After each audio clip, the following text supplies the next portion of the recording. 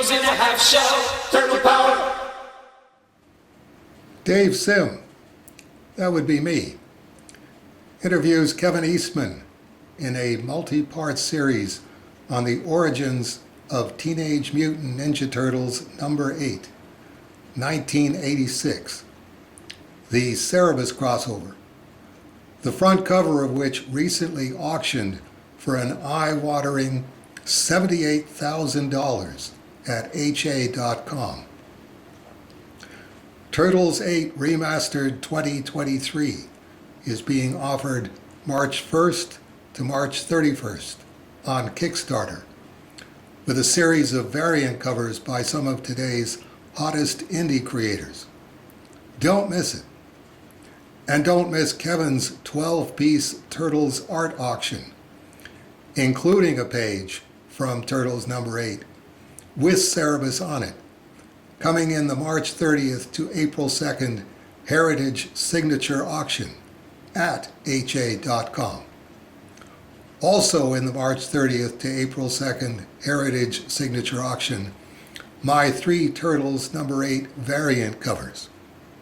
I wanted to sort of set the scene for Turtles number 8, which was produced in Sharon, Connecticut.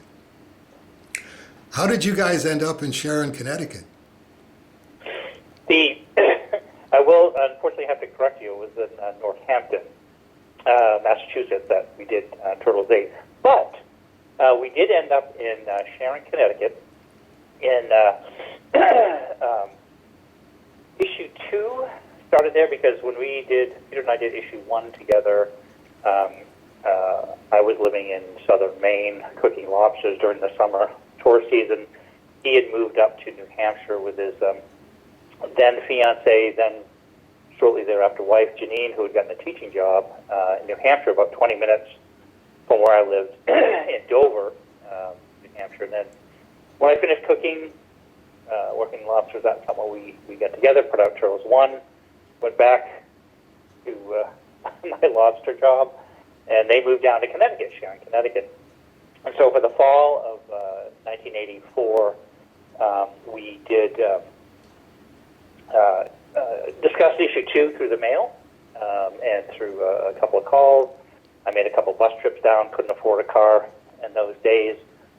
And when we had solicited for issue 2, we got the orders back in mid-January, and it was around 15,000 copies, and that's when we decided if we did 5 or 6 of these a year, would make enough money to support ourselves. So I quit everything and moved down to Sharon, and we did issue 2, issue 3,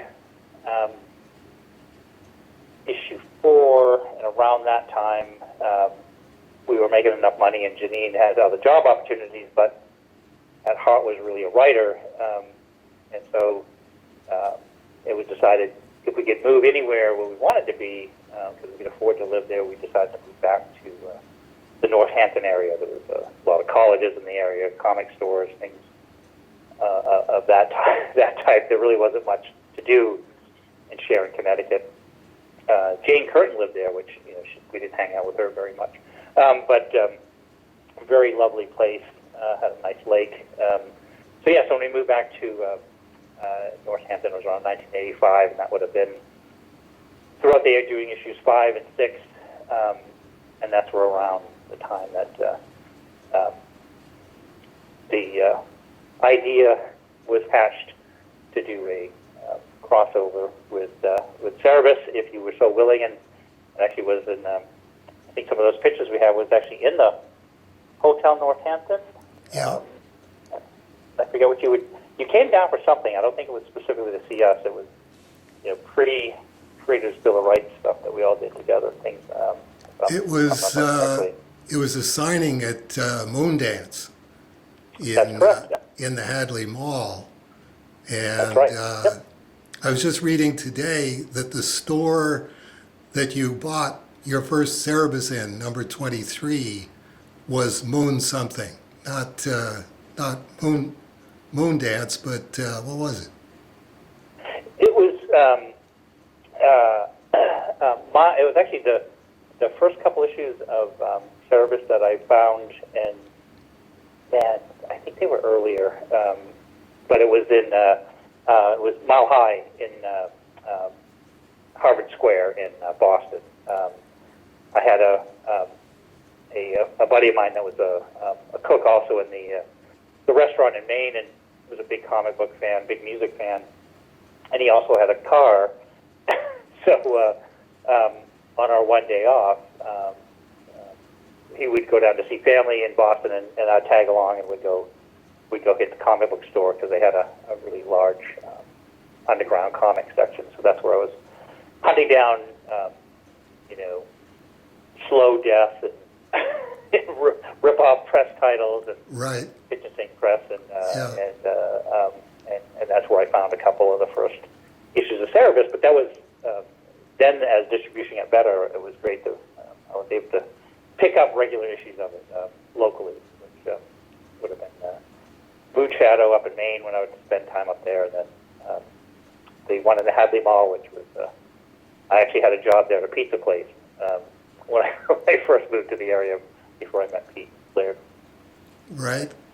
I'm curious. So, okay, Mirage Studios, the first time that there was a studio, office/studio, which is part of my question.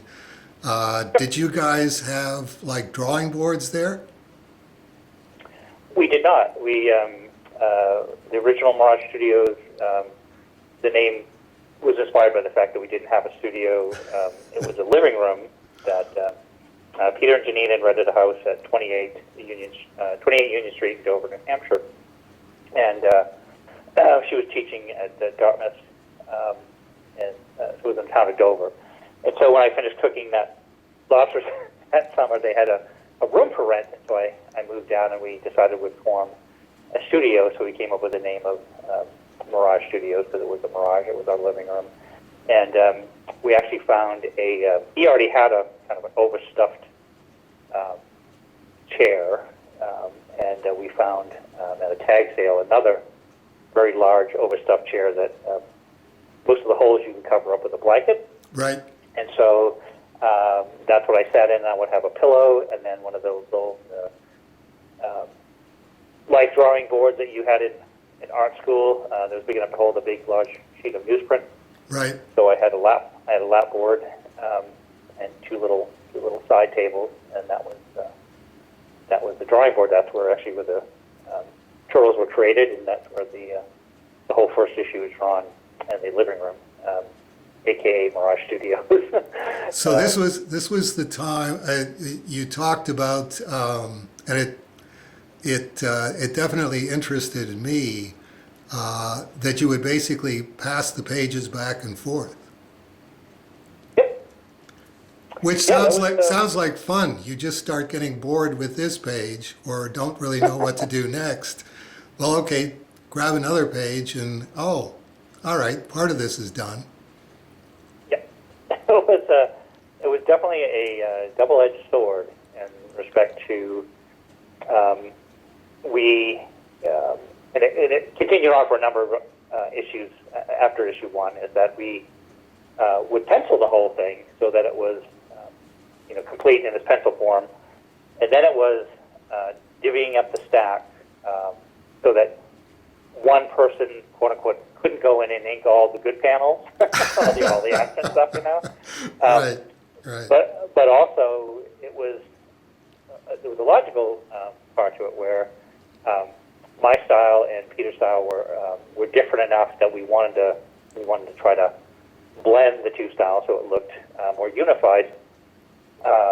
He was a much better, much more skilled artist than I was, but it was blending of the styles so that we would only allow each other to pencil, say, quote unquote, half of a panel before you would then have to pass it on to the to your buddy, to Peter, pass it back and forth. But what's funny is, as you can probably see where this is going, is by the time you're about 60 to 70% through a book, there's all the boner pages or the background left. So Right. for the last couple, 3 weeks of working, it's just slogging out all the backgrounds and details and all the stuff that you need to sort of complete the story. But it was great because both of us, I mentioned in one of our earlier chats about the longest comic I'd produced on my own prior to working with Pete was about 8 pages, maybe 10. And for him it was about the same. And so approaching a 40-page comic, having someone to share the chores with, as well as keep you company and chat about all kinds of goofy, geeky stuff while we're sort of slugging away. But yeah, it was great. But it was a process, and that is a similar style that we kept through, pretty much the whole run that we did specifically together, which would have been about 15 issues, 1 through 11, and the four one-shots on each turtle. Right. So there was Mirage Studios was never a studio, like it was an office. Yeah, we did not have a actual quote-unquote office until, let me see, 25, maybe heading into 1986 that we had, we were still in Northampton, and we had found that, because we were still oftentimes assisting with all the distribution parts, like, you would have a certain number of orders. We had a printer called Southern Duchess News that would ship to distributors, but then the overstock would be shipped to us. And so if there were, damages or reorders or individual mail order, because we were still selling a number of items, whether it be, iron-on T-shirts or some, goofy accoutrements or something that we, Right. we were doing to make a buck, that we would had an office to pack and ship that stuff. So it was. So we found this little 3-room place on Center Street, Northampton. So that was the first time we ever had an office, and I'm pretty sure that was around 1986 that we rented that space initially. So Mirage Studios actually it was no longer Mirage. It was actually we had a little office. we actually have something here. Yeah. One of the things that you mention on the editorial page of Turtles 8 is all of the help that Michael Dooney gave you. And yeah. I was wondering if you could talk about that. Was Michael sort of like wedged in between you and Peter, or were you shuffling pages off to wherever he was? The assistance that Mike lent was, it was awesome in that it was a lot of, unfortunately, and we're forever grateful to him, a lot of it was a lot of the grunt work in that it was a lot of the background, it was a lot of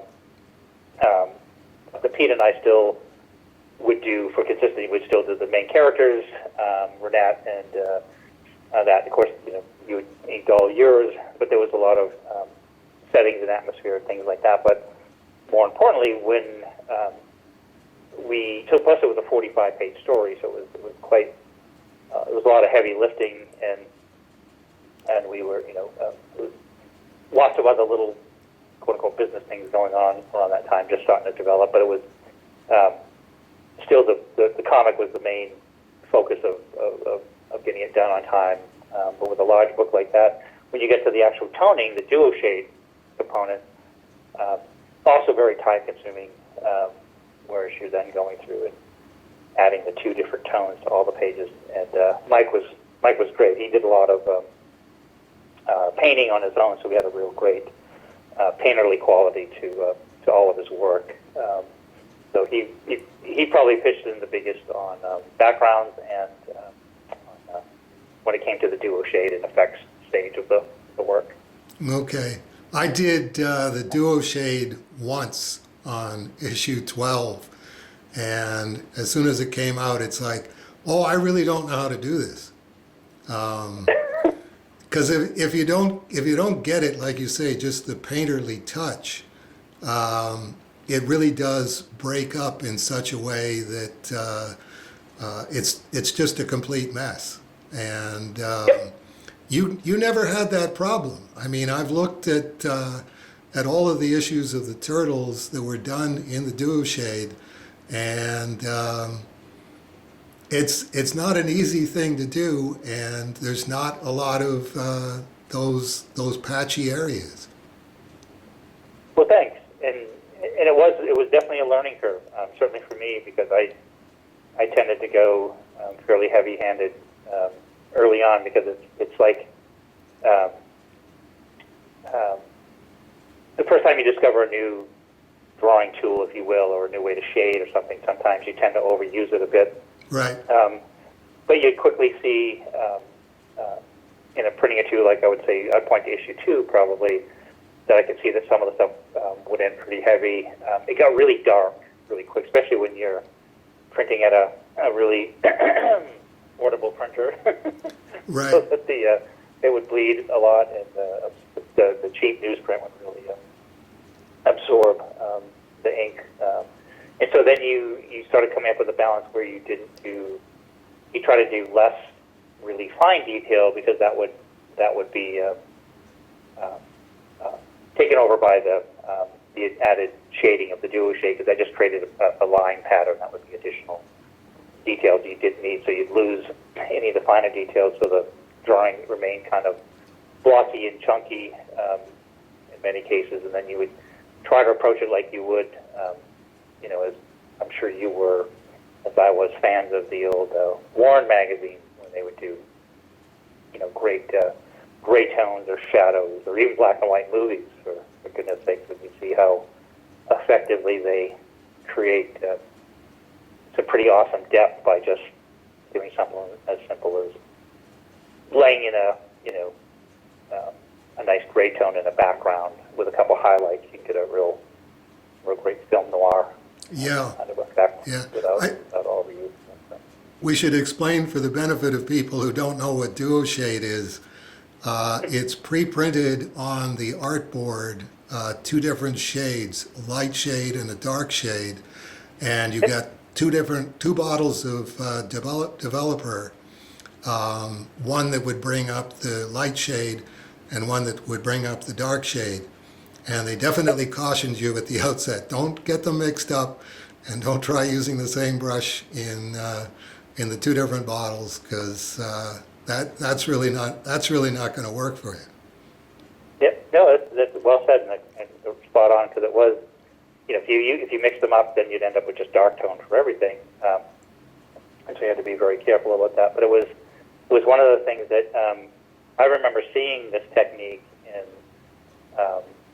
early Mad magazines, black and white Mad magazines, and even some underground comics.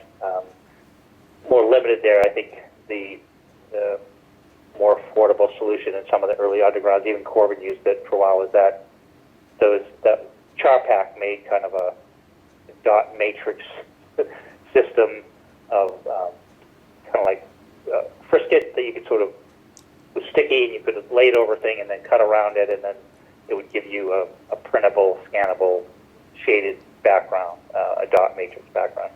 But a lot of people, including myself, thought people drew all that in, and Right. for Right. years later, I'd be at a comic con and somebody would say, "I don't know how you guys did all that detail in those issues, because that's just absolutely crazy." All of those tiny little lines, and they're all perfectly straight, and they're parallel. I mean, if you're Russ Heath, you could do it, but Yes. otherwise, Yes.